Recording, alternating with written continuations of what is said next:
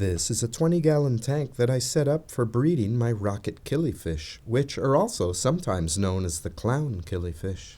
These beautiful killies are native to West Africa, where they live in stagnant swamps and slow-moving streams, so they don't like a lot of water movement, and they're typically found where the water is only a few inches deep.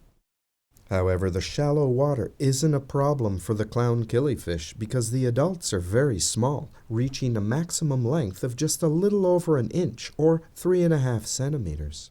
There are 10 rocket killies in this tank, and to limit the amount of water movement, the tank doesn't have a filter, so it relies on the dense layers of both floating and submersed plants to naturally process the waste products produced by the fish. Careful feeding and regular water changes are also used to help keep the water clean. The dense covering of plants provides lots of places for the killifish to scatter their eggs. The plants also provide lots of hiding places for the baby killifish, so they're less likely to be eaten by the adults or by their larger brothers and sisters. I've also added oak leaves to the tank in order to make the water a bit more acidic, because the rocket killifish likes water with a pH of anywhere between 4.5 and 6.8. I use oak leaves to lower the pH because they're readily available and make an inexpensive alternative to the catappa leaves or alder cones that some people add to their tanks to increase the acidity.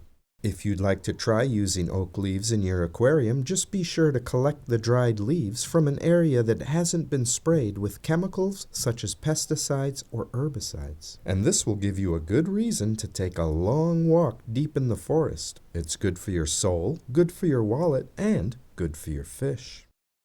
Nonetheless, the pH in this particular setup measures at just under 6.5. This acidic water in the breeding tank is also helpful for keeping the eggs from developing a fungus.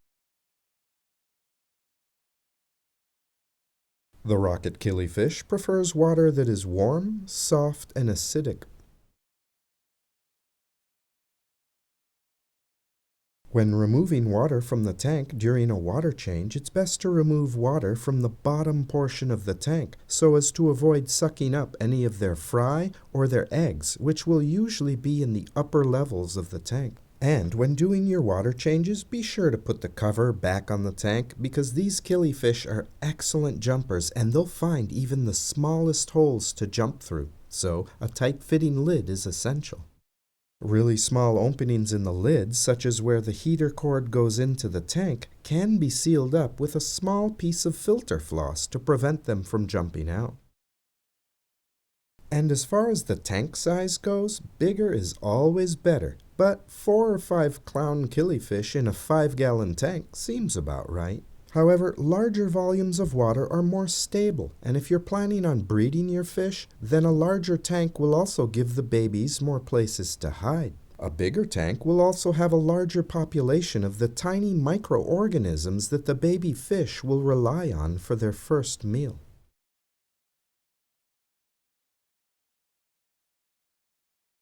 These fish tend to stay near the top 1/3 of the tank, so the type of substrate that you use is not really that important. But I prefer sand rather than gravel because gravel tends to trap uneaten food and create a big mess. And in my opinion, floating plants are a must for these fish, and 2 of my favorite floating plants are frogpit and the redroot floater. Both of these plants provide the fish with a greater sense of security, gives them a place to lay their eggs, and gives their babies lots of places to hide. As far as tank mates go, the rocket killifish does best when kept in a single species tank because they're so small that they can easily be eaten by many other species, so pairing them with other nano-sized fish or cherry shrimp is probably your best option.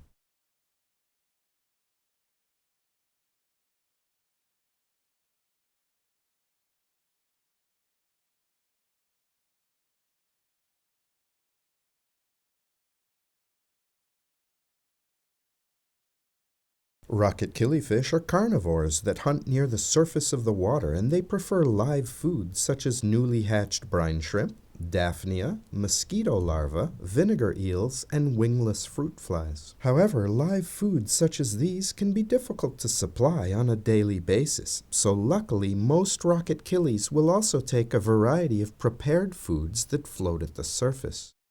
Mine eat floating pellets, but they won't eat flake food, and you'll want to be careful to feed lightly because they don't usually go after any prepared foods that are resting on the bottom of the tank.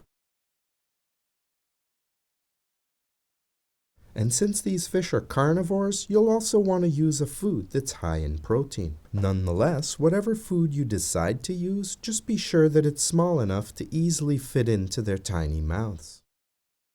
Still, I prefer to use live foods because they can stay alive in the tank for a long time, so very little food goes to waste, and they don't affect your water quality as much as prepared foods that might go uneaten and then begin to decompose. And since I'm trying to breed my clown killifish, I feed them lots of live food, such as Daphnia, mosquito larvae, and the baby brine shrimp that you can see them eating here.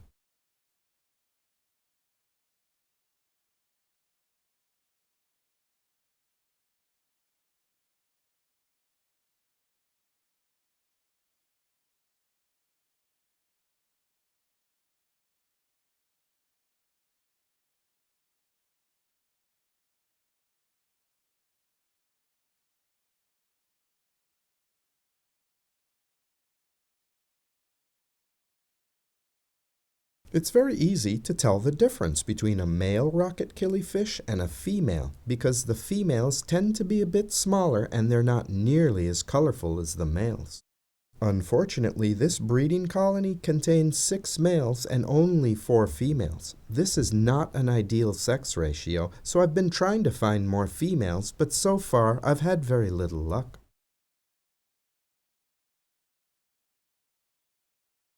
Breeding these fish can be a bit of a challenge because their babies are so small that they can be very difficult to find and feed.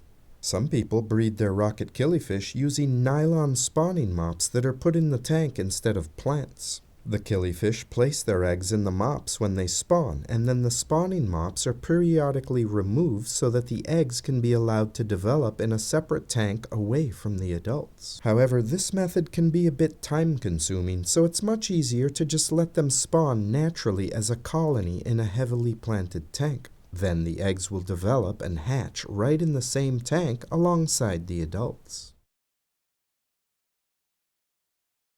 Nonetheless, the eggs of the rocket killifish are incredibly small, so the babies that hatch out of those eggs are very small as well. In fact, the newborn fry are so small that they'll need to be fed the very tiniest of live foods during their first few weeks of life.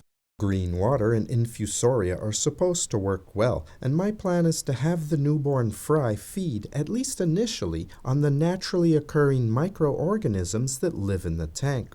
And I look for the tiny fry nearly every day, but so far I've yet to find any. However, as soon as I can confirm that there are fry in the tank, then I'll start supplying them with infusoria and green water.